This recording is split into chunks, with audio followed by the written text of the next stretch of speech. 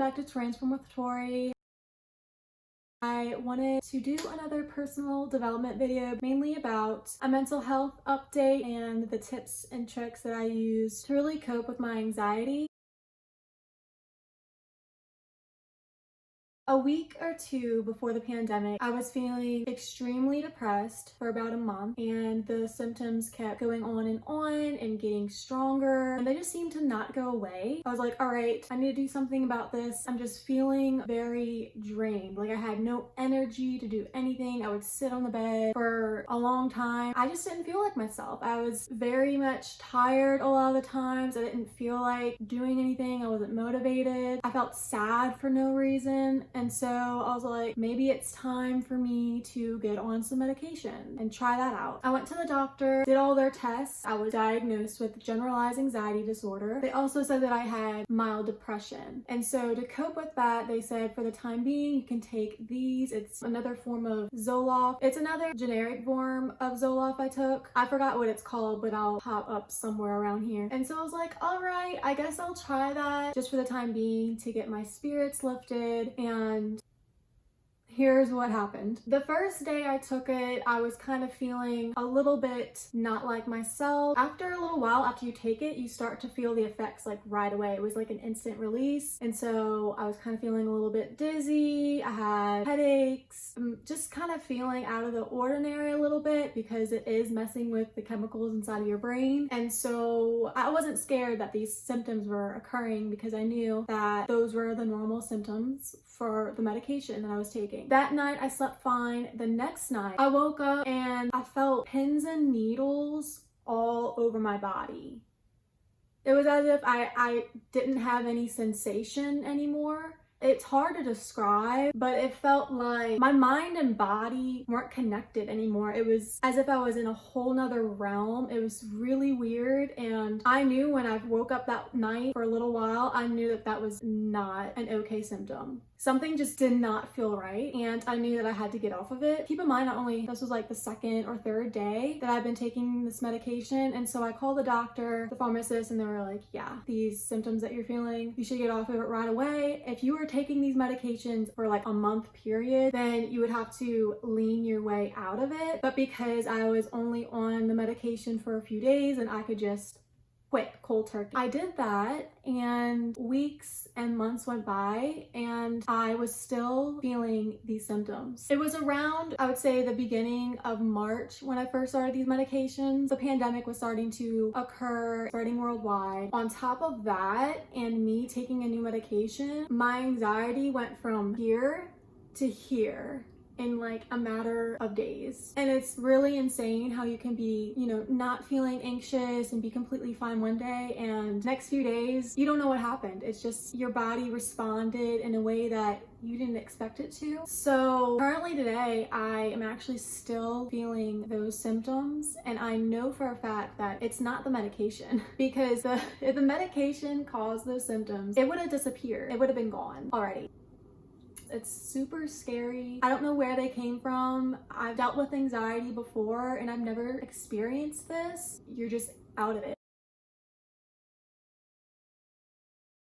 How this applies to you and how can it help you in your life. There's stressors and stress. The differences between stress and a stressor. The stress is the actual response to the stressor. The stressor is your threat. So the stressor can be a final exam, it can be the time of day you wake up, it could be walking into a certain place that gives you anxiety and stress and all those feelings. For me, I learned that at night I tend to be very anxious for some reason. I think it was when all of these symptoms started, they occurred at night, and so that made me even more anxious because I didn't like the way that it made me feel. So my nighttime routine is actually pretty important for me to really be consistent with, because if I'm very consistent with that, then basically my main goal at night is to do everything possible to decrease my stress levels and for me to be calm as possible to get the best night's sleep. So whether that be meditating, journaling, reading a book, and it's been really hard for these past few weeks, honestly, to really be consistent with the nighttime routine because I don't have my own room. And so when the time comes, I can be really consistent with that, but it's been sporadic. sporadic here and there, but whenever I do get my own room, I think I'll be more consistent with it. I just wanted to let y'all know that we should all just speak our truth, because when other truths are heard, then that just makes you feel a little bit less alone. Basically, the symptom that I'm feeling is pins and needles. I've researched it, and when something happens to my body and I feel like it's not right, I Google search, and that just makes me even more anxious. It's just a little spiral, because you Google search something and it's completely whack. It's probably not what you have, but you think the worst.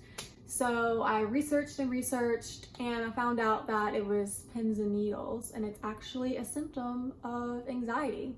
I did not know that. I have hope, and I believe that I'm gonna come out of this, and so are you. If you're dealing with something right now and you're struggling and your mental health is through the roof that you never thought it would be, you're gonna come out of this stronger, I promise you. I believe in that, and just keep holding on to hope. Believe that there's gonna be a better tomorrow. These symptoms aren't gonna last forever. Right now, with all of this uncertainty, it's even tenfold more uncertainty when something is happening to your body and you don't know what's going on. All this uncertainty in the world, and plus, all this uncertainty inside my body. Inside uncertainty and outside uncertainty together, it leaves me very confused. And even with all of this confusion, I know that something good is going to come out of it, and I'm going to come out of this stronger, and so will you. Keep your head up, lean into things that will make you feel good inside and decrease your stress, and take care of yourself. This is a time where you need to lean into self-care practices hardcore, even more than you did before this pandemic. Don't forget to care for yourself, because if you don't care for yourself, how are you going to care for other people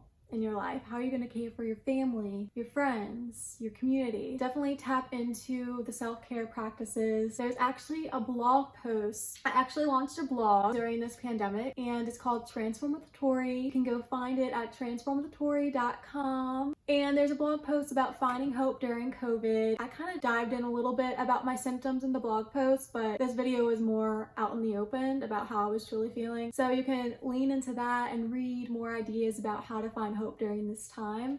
Another reason why I feel very proud of myself, and I know that I'm coming out of this stronger, is because I tapped into my visions and my goals. Despite all of this uncertainty, I leaned into, what do I want my future to look like? How will I get there? How do I see myself in 20 years? And what do I need to do now to get there? And just because you're in a pandemic and this season is filled with uncertainty doesn't mean that you gotta push all of your visions and goals to the side and forget about them. This is the time to really dream and dream big. And so that's why I really got into writing during this time and found out how expressive and creative you can be with writing. And I just love it, and I love pouring my heart into it. And so that's why I made the blog, to really speak my truth and bring what I've learned and my lessons, and combine healthy lifestyle habits and self-care routines and personal development into one. Go check out my blog. The link will be down below. That's also another little tip I have, is to lean into your goals and don't forget about them. But also,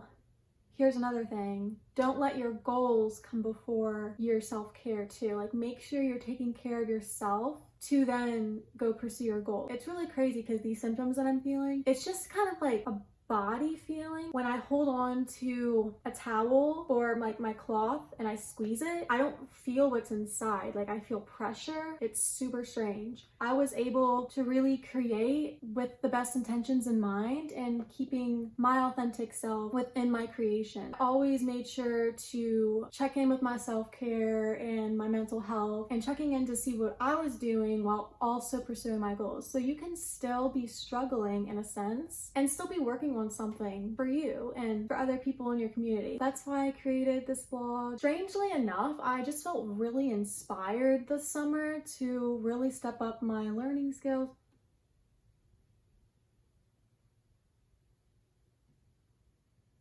Oh, there's literally a hole in my sister's window right now, and so that's why I stared at it, and it looks really bad. But anyway, that got me really distracted. Man, what were we talking about? Just check in with yourself while also tapping into those goals. And You know, you don't have to go all in and do the whole thing at once. You can always just take little baby steps, do one thing at a time. You know, maybe work on your goal for 30 minutes a day. Set the time aside for 30 minutes, and if you're feeling up to it, work yourself up to an hour. This season has been very hard, I'm sure, for a lot of you, but I believe that this is a time where we're learning to choose meaningful experiences and be more present, and we're all in a period of awakening right now, an awakening to what life was like before the pandemic, what life will be like after this pandemic, and what it's like right now. But this is the right now moment that you're in currently, and what you should be really focusing on, so that after this pandemic you can come out and say, wow, I'm proud of myself for what I did for all those weeks during the pandemic, because it led me to where I am right now. And in that statement, it just makes me feel really, really motivated and inspired to just keep going and pursue my dreams. And I hope that y'all will do the same. Thank you so much for watching. I'll see y'all next time. Bye.